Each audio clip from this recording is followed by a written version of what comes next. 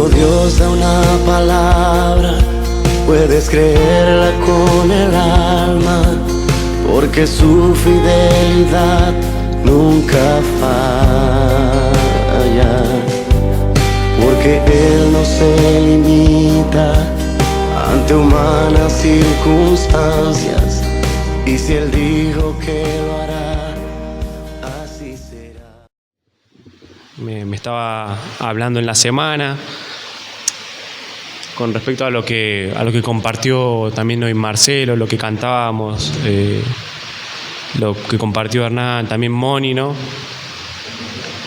Acerca de Cristo, ¿no? De cuánto lo valoramos, también que hoy conmemoramos el nacimiento de Él, ¿no? Y sabemos, nosotros no celebramos, ¿no?, a un hombre un poquito excedido de peso, vestido de rojo, sino que celebramos el nacimiento del Señor, ¿no? Incluso en eso el Señor dejó un mensaje muy claro, porque en ese mismo nacimiento Él, en vez de poder nacer, ¿no?, como nos compartía Marcelo, en el palacio herodiano, ¿no?, del rey Herodes de esos tiempos, Él viene de la manera más humilde, en el pesebre donde estaba el alimento y la porquería de los animales. De esa manera muy sencilla Él viene, ¿no? Y un poco nos deja una enseñanza que nos es revelada, ¿no?, en Mateo 28, que dice que Él no vino para ser servido, sino que vino para servir y para dar su vida en rescate de muchos, ¿no? Así que Él vino con un propósito. Celebramos su nacimiento, pero también entendemos que Él vino a rescatarnos a cada uno. Justo, un poquito de agua con hielo. Bueno, Él vino, ¿no?, en rescate de nosotros, ¿no? Y algo que me estaba llamando mucho la atención esta semana es en Lucas. Se ve que, bueno, Dios hoy quiere que leamos Lucas, ¿no? En Lucas 15, ¿no? Y me llamaba la atención este capítulo. Si bien lo hemos leído un montón de veces, es más, el Señor utilizó este capítulo, ¿no?, para convencerme a mí de seguirlo, de que no estaba en una buena postura delante de Él. Y dice así, el capítulo 15, ¿no? Se acercaban a Jesús todos los publicanos y pecadores para oírle. Pero los fariseos y los escribas murmuraban diciendo: Este a los pecadores recibe y con ellos come, dice. Entonces Él les refirió esta parábola diciendo: ¿Qué hombre de vosotros, teniendo 100 ovejas, si pierde una de ellas, no deja las 99 en el desierto y va tras la que se perdió hasta encontrarla? Y cuando la encuentra, la pone sobre sus hombros, gozoso. Y al llegar a su casa, reúne a sus amigos y vecinos diciéndole: Gozaos conmigo, porque he encontrado mi oveja que se había perdido. Os digo que así habrá más gozo en el cielo por un pecador que se arrepiente que por 99 justos que no necesitan de arrepentimiento. ¿No? Es un poco extraño, ¿no?, el reclamo que le hace los conocedores de la palabra en ese tiempo, que eran los fariseos y los escribas. Le hacen un reclamo, ¿no?, a Jesús: Jesús, ¿por qué estás ahí con los publicanos y los pecadores, ¿no? Porque ya en el tiempo de Cristo, para ellos era algo impuro relacionarse con pecadores. Era algo indigno, ellos no podían estar cerca, ¿no? Entonces le hacen ese reclamo a Jesús. Y Jesús les dice, ¿no?, les contesta con esta parábola. Siempre que la leía, ¿no?, meditaba un poco y pensaba que cuando hablaba de la oveja perdida, ¿no?, solamente se refería a aquellos hermanos que congregaron y luego se apartaron. Pero Jesús utiliza esta parábola para darle una respuesta, ¿no?, a lo que ellos le preguntaban, ¿no?, al reclamo de ellos. Dando en claro que Jesús nos ve como una oveja, ¿no?, a todos aquellos que que aún no han decidido seguirle, o nosotros en nuestra antigua vida, dejando en claro que para Jesús nos ve como ovejas, ¿no? Como ovejas que se perdieron. A cada uno, ¿no? Y me ponía a meditar, ¿no?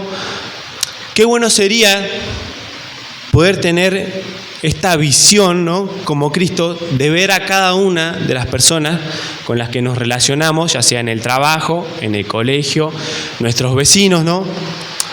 Poder verlos así, de esa manera, como una oveja que se perdió, ¿no? Porque ¿qué les dice el Señor? Le dice, ¿quién no al encontrar, ¿no?, a esta oveja que se pierde, se pone gozoso, ¿no?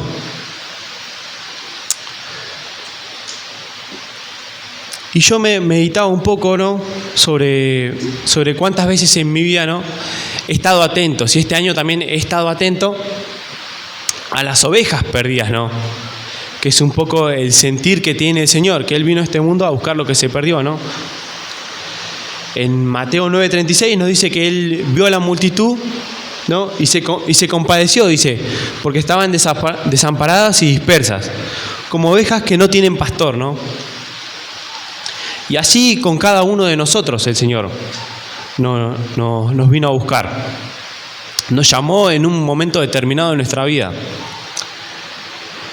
Y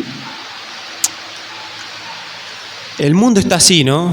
Disperso. Si nos tomamos un segundo capaz que a charlar con un vecino o alguien cuando vamos a comprar, están desorientados y como buscando algo, ¿no? Buscando algo que los sacie, algo que los calme, algo que les dé eso que pide su alma, ¿no? Como que en cierta manera buscan algo espiritual, pero a su manera, lo cual siempre desencadena en vicios, pasiones desordenadas, ¿no? También en falsas doctrinas también. También incluso hay algunos que acuden a espiritistas, brujos, ¿no? Todo por querer saciar algo, ¿no? Que en algún momento de nuestra vida nos pasó de distinta manera, ¿no? Pero como el Señor deja en claro una cosa, ¿no? En el capítulo 11, ¿no?, cuando habla acerca del hijo pródigo, que dice así. También dijo, un hombre tenía 2 hijos, y el menor de ellos dijo a su padre, dame la parte de los bienes que me corresponde. Y les repartió los bienes. No muchos días después, juntándolo todo, el hijo menor se fue lejos a una provincia apartada y allí desperdició sus bienes, viviendo perdidamente. Y cuando todo lo hubo malgastado, vino una gran hambre en aquella provincia y comenzó a faltarle. Y fue y se arrimó a uno de los ciudadanos de aquella tierra, el cual le envió a su hacienda para que apacentase cerdos. Y deseaba llenar su vientre de las algarrobas que comían los cerdos, pero nadie les daba. Y volviendo en sí dijo, ¿cuántos jornaleros en casa de mi padre tienen abundancia de pan? Y yo aquí perezco de hambre. Me levantaré e iré a mi padre y le diré, Padre, he pecado contra el cielo y contra ti. Ya no soy digno de ser llamado tu hijo. Hazme como a uno de tus jornaleros.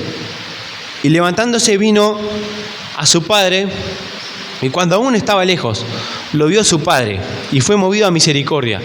Y corrió y se echó sobre su cuello y le besó. Y el hijo le dijo, Padre, he pecado contra el cielo y contra ti, ya no soy digno de ser llamado tu hijo.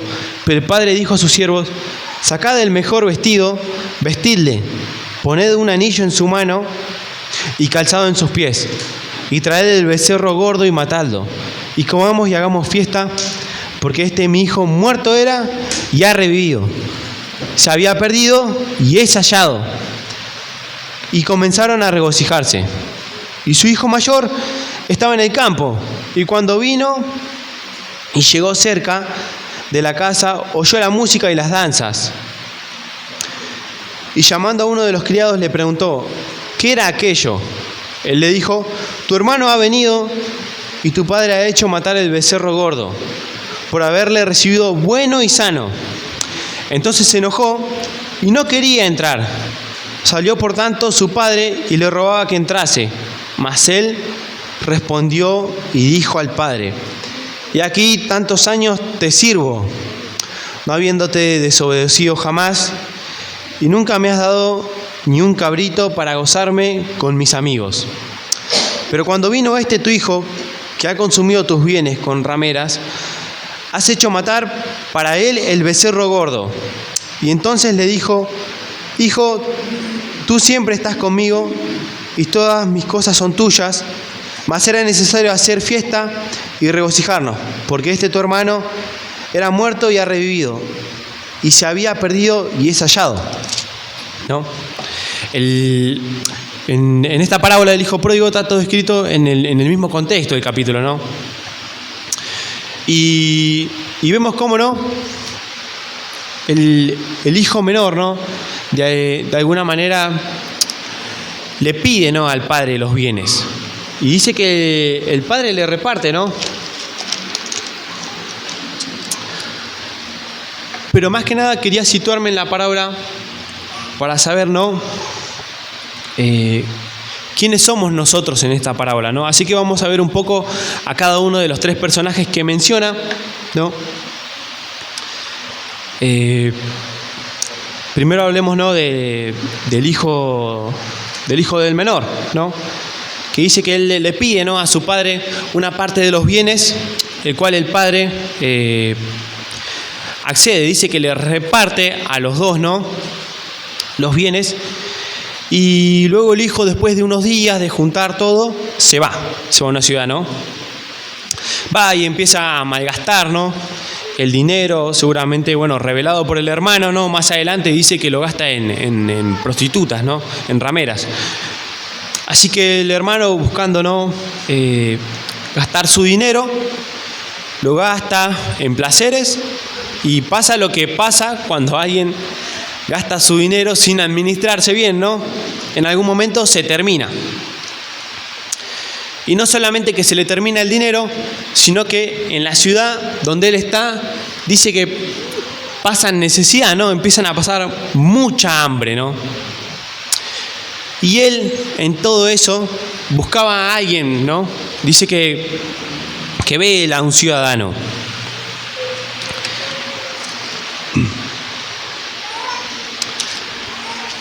Y en toda esa necesidad, ¿no?, que él tiene, dice que se arrimó, ¿no?, se pegó a esta persona.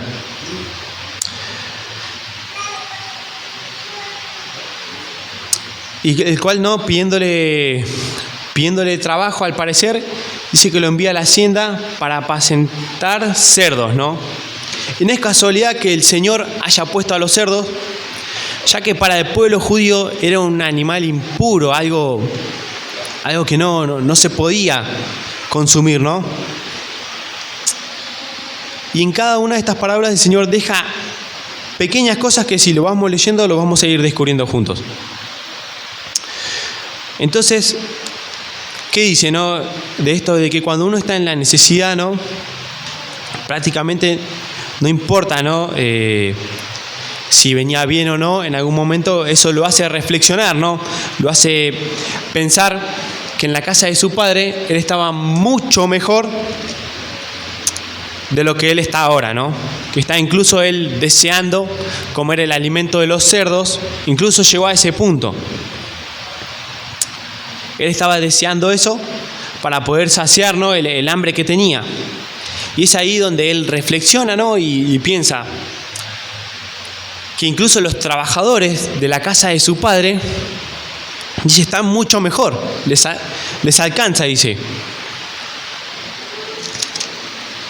Dice, y volviendo en sí, dijo: ¿cuántos jornaleros en la casa de mi padre tienen abundancia de pan? O sea que no les faltaba el pan a ellos, dice.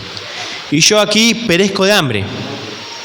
Me levantaré e iré a mi padre y le diré: Padre, he pecado contra el cielo y contra ti.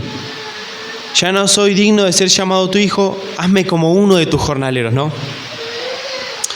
Y acá, en la actitud del hijo menor, deja algo en claro. Primero, ¿no?, lo que es el verdadero arrepentimiento. Es que él, en una condición, vuelve en sí y se arrepiente prácticamente de esa manera de vivir que tenía y tiene el anhelo de volver a la casa de su padre. Y no solo eso, sino que él se humilla aún más y no busca el lugar de hijo nuevamente. No busca los privilegios que tenía, no busca la condición de poder tener el lugar al lado de su padre, ni trabajar al lado de su padre, sino que le dice que le haga como uno de sus trabajadores, ¿no? Y en esa actitud, ¿no?, uno puede ver que el Señor deja en claro lo que es el verdadero arrepentimiento y cómo uno se humilla, ¿no?, como nos pasó a cada uno de nosotros cuando nos acercamos al Señor. Nos dimos cuenta que estábamos equivocados, que estábamos errados, y nos humillamos delante del Señor, reconociéndolo como nuestro Rey y como nuestro Señor, ¿no?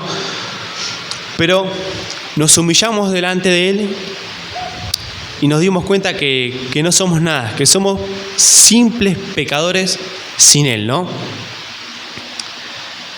Y ahí el Espíritu Santo actuando en nosotros, ¿no?, trayendo esa convicción de pecado en cada uno, nos hizo entrar, volver en sí a cada uno de nosotros, ¿no?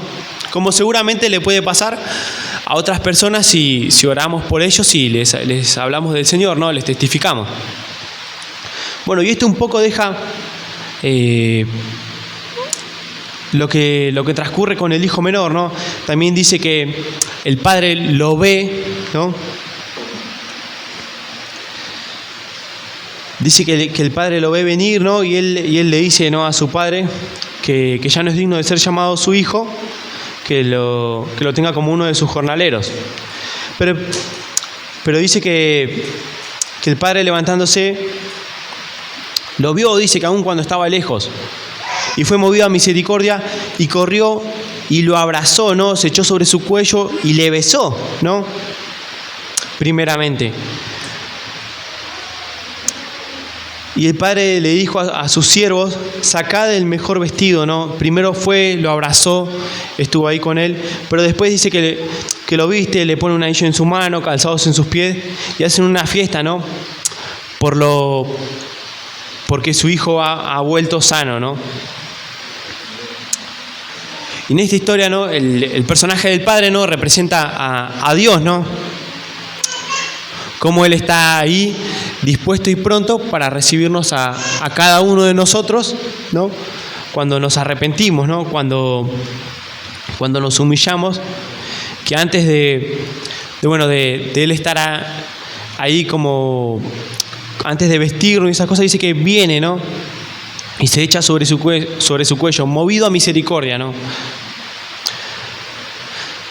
Pero después tenemos también la actitud, ¿no?, del hermano mayor, ¿no?, que el hermano mayor le hace un reclamo a su padre, ¿no?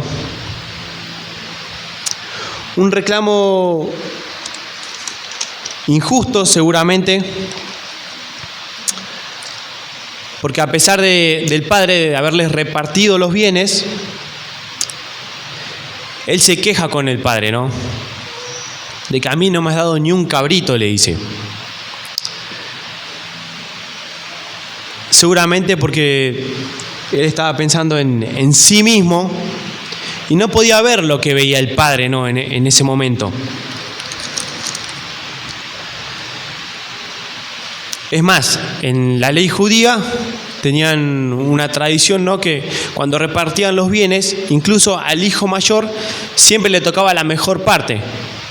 Le tocaba mayor cantidad de los bienes que a los hijos menores, ¿no? Incluso con eso, él no, al parecer no se satisface y le hace el reclamo, ¿no?, de que no, a mí no me das nada.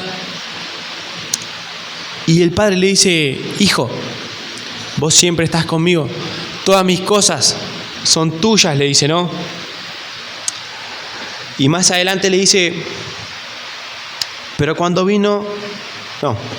Entonces le dijo: hijo, tú siempre estás conmigo y todas mis cosas son tuyas, mas era necesario hacer fiesta y regocijarnos, porque tu hermano era muerto y ha revivido, se había perdido y es hallado, ¿no? Como esta contradicción, ¿no? del hijo, que parece que no ve lo mismo que el padre, ¿no?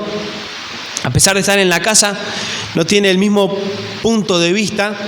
También nos podemos dar cuenta que él deja al escuchar, ¿no? Se ve que no estaba ni enterado, ¿no? Estaba más preocupado por las tareas laborales, porque dice que deja lo que estaba haciendo y le pregunta a un criado. Y como en esto, ¿no? Vemos que al parecer no estaba ese sentir en el hermano mayor de gozarse, ¿no? Y alegrarse por su hermano que había vuelto, ¿no? No estaba esa manera de ver como el padre, no estaba eso de ir y correr, ¿no? Hacia los brazos de su hermano. Qué distinto hubiese sido, ¿no? Si en la parábola el hermano mayor tuviese otra actitud, ¿no? En vez de eso, ir a buscar, ¿no? A su hermano y encontrarlo en esa condición y juntos traerlo hacia su padre, ¿no? Juntos ir y llevarlo a su padre, y el padre se echaría seguramente en brazos de ambos, ¿no? Regocijándose porque el hijo menor ha vuelto, ¿no? Ha vuelto con su hermano mayor. Pero no es así, ¿no? Y deja en claro una cosa la parábola, que es, ¿qué era lo más importante? El trabajo en el campo, su hijo, o hallar lo que se había perdido, ¿no?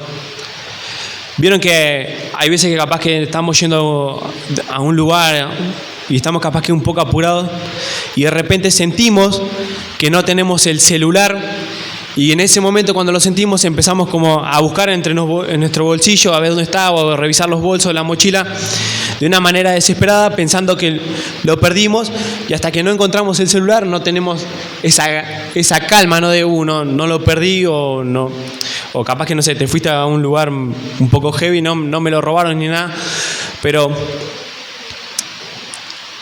de esa misma manera debemos preocuparnos, ¿no? Porque el Señor tuvo este sentir de venir a este mundo y anunciar, ¿no?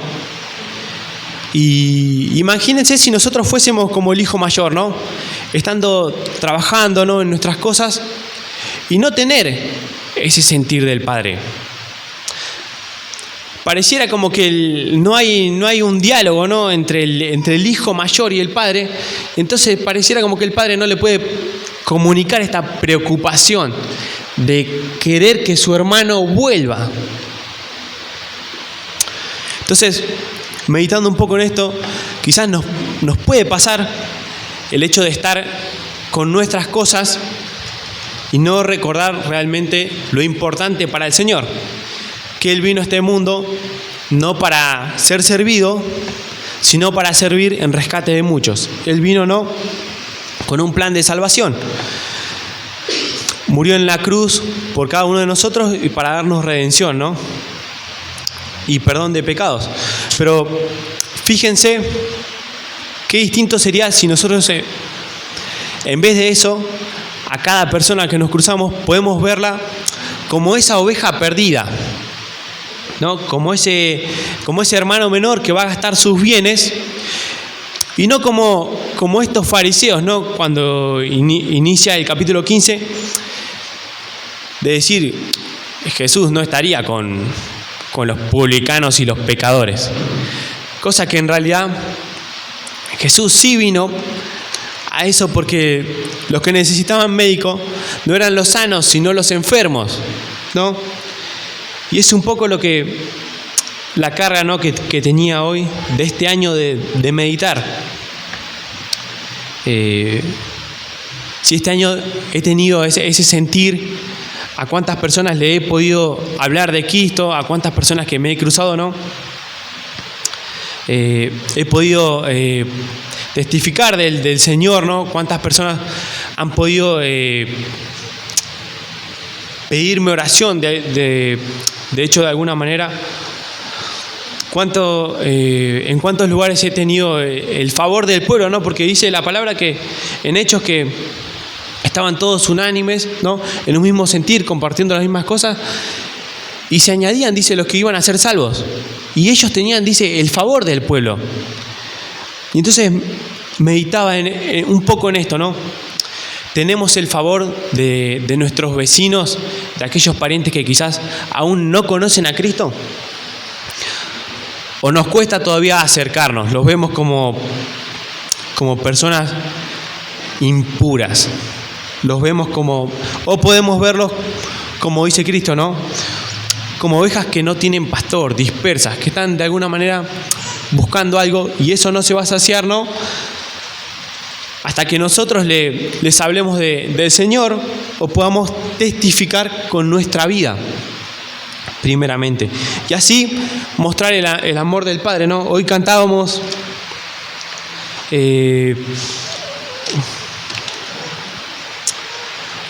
¿no? Que de su amor íbamos a vivir y que de su amor íbamos a cantar, ¿no? En la última alabanza que pudimos acá compartir.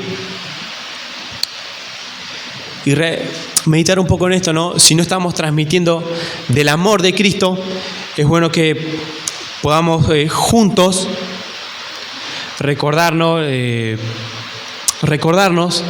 ir juntos hacia las buenas obras, hacia el propósito del Señor, por qué vino a este mundo, por qué nació de esa manera y que podamos tener también este sentir, ¿no?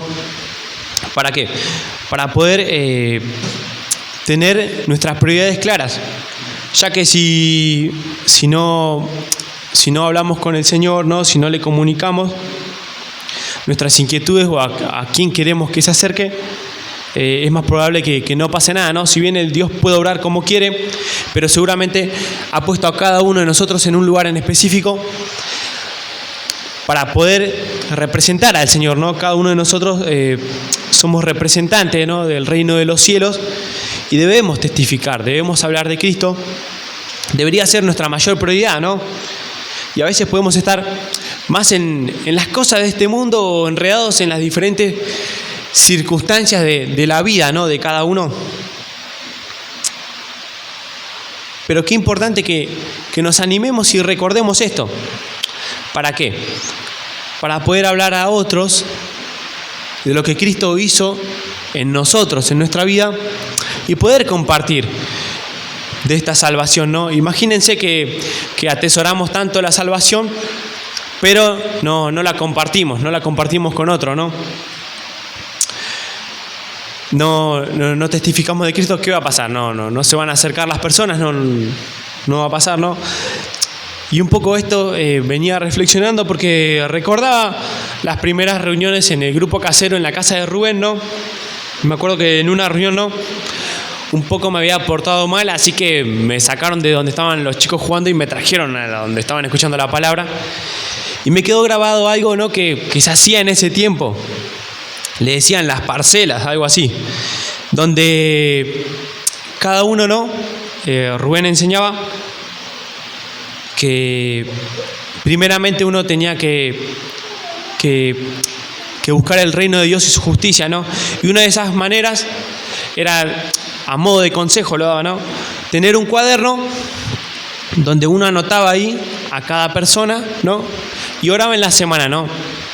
Y de alguna manera se preparaba, por así decirlo, la tierra, ¿no? Uno oraba pidiéndole al Señor que prepare los corazones. Era como una prioridad en ese momento.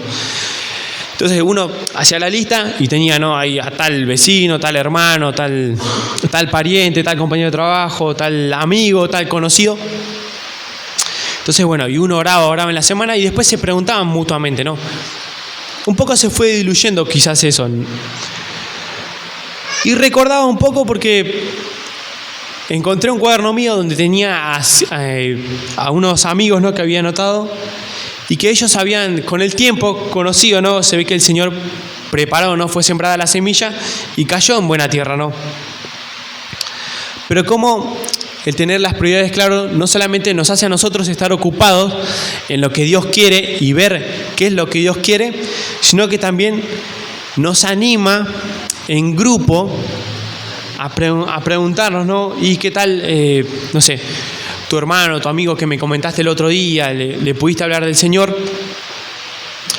O si no, si uno no se anima a ir juntos, ¿no?, a predicarle a alguien o visitar, o capaz que estamos en la casa de alguno y no nos damos cuenta, a veces por estar apurados y eso, de poder testificar a Cristo, ¿no?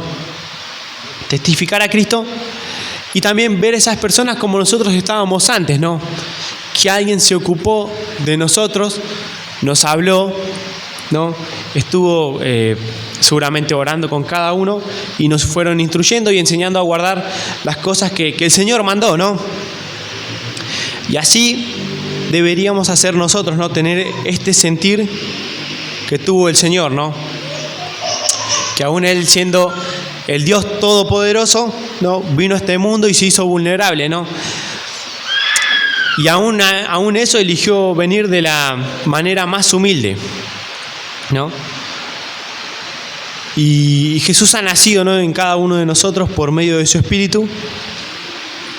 Y es bueno que recordemos estas cosas, que meditemos esto, ¿no?, que podamos buscarlo en la palabra, en oración, y preguntarle, ¿no?, al Señor, este año, Señor, ¿a quién quieres que le hable? ¿A quién quieres que me acerque? ¿No? Como contaba, ¿no?, un poco Moni, ¿no?, que al tener esa experiencia sintió que el Señor le habló. Y seguramente cada uno de nosotros, si nos involucramos un poquito más, porque también Jesús se involucraba, era más importante para Él ir y estar con las personas, ¿no?, que quizás andar debatiendo algunas cosas. No digo que no sea necesario, pero para Él su prioridad era venir a buscar lo que se perdió, venir a buscar a los enfermos, y es algo que tenemos que tener en claro y tiene que ser siempre lo que nos mueva, lo que nos motive, ¿no?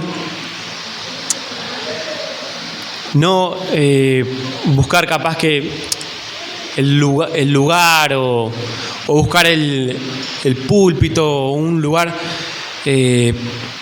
para poder charlar y poder hablar del Señor, sino que tenemos que hacerlo primeramente con las personas que nos rodean, con los más cercanos. No tendría sentido sino buscar un lugar para hablar de Cristo, no tendría sentido, porque primeramente debemos testificar a otros. Si no, vamos a ser siempre inmaduros en la fe, seríamos como bebés espirituales, ¿no?, que no logran madurar y no logran, al no tener en claro, no logran crecer en la fe, ¿no? Entonces, si no prestamos atención a lo que el Señor nos dice, podemos caer en ese error de prestar atención a otras cosas que no serían la prioridad de Cristo, no serían la prioridad del Señor. Lo digo porque me ha pasado a mí también a veces el confundirme un poco y olvidarme un poco de esto de poder hablar del Señor a otros, ¿no? Y me hizo muy bien el ver a alguien nuevo, ¿no? Alguien nuevito. El ver cómo estaba apasionado por el Señor y cómo buscaba siempre la ocasión para tirar un bocadito del Señor, y siempre mientras hablábamos él me decía, no, estoy ahí orando por cada vez que me encuentro con alguien para que el Señor me diga o me muestre o me diga en qué momento ya de hablar de Cristo, ¿no? Y con el tiempo a veces solemos perder algunas cosas, pero qué bueno es volver al principio, ¿no? Si sentimos que el Señor nos llama a veces la atención, lo hace porque nos ama, y qué bueno es poder volver, ¿no? Tener esta actitud de humildad y decir, no, Señor, quizás me estoy yendo para otro lado, y volver a encaminarme, ¿no? Incluso cuando estaban acá los hermanos, ¿no? Cuando Hernán hizo el llamado, ¿no?, venía a mi imagen, ¿no?, de una persona que no se sentía digna, ¿no?, del Señor, y cómo el Padre estaba, ¿no?, esperando a que se acerque, ¿no? Y si nos hemos capaz que distanciado, ¿no?, del Señor, que a veces nos puede pasar, incluso estando acá, habernos distanciado, que podamos volver a esas primeras obras, ¿no? Volver a ese primer amor de poder buscarlo continuamente, que eso nos va a traer la paz y la calma que tanto anhelamos. Y bueno, también ver que el Señor siempre es fiel y está ahí esperando por cada uno de nosotros y también por aquellos que no le conocen, ¿no? Así que si tenés, seguramente tenés, ¿no?, a alguien que no conozca del Señor, a modo de tarea, ¿no?, de parte del Señor, tenemos el poder tener esta oportunidad de hablar de Cristo, de testificar y de poder ver, ¿no?, el milagro de una vida transformada por medio del Señor. Así que un poco era esto, ¿no?, de que podamos ver a esas personas que no tienen a Cristo y que pongámonos como meta el que lo que queda del año, no esperar tampoco, ¿no?, al año que viene, poder hablar del Señor y poder, ¿no?, ganar almas para Él. Así que, bueno, un poco era esto. También, ¿no?, en Lucas 10:38, ¿no?, un poco el Señor habla de esto de a veces estar atareado, ¿no? Dice que Marta se preocupaba con muchas cosas de la casa, pero que solo una cosa era necesaria. Y el Señor nos recuerda eso. Solo una cosa es necesaria, ¿no? Que podamos hablar a otros de Él y ganar a otros para Él, ¿no? Así que bueno, a modo de ánimo, que el Señor nos encuentre en estos días haciendo lo que Él espera de nosotros, ¿sí?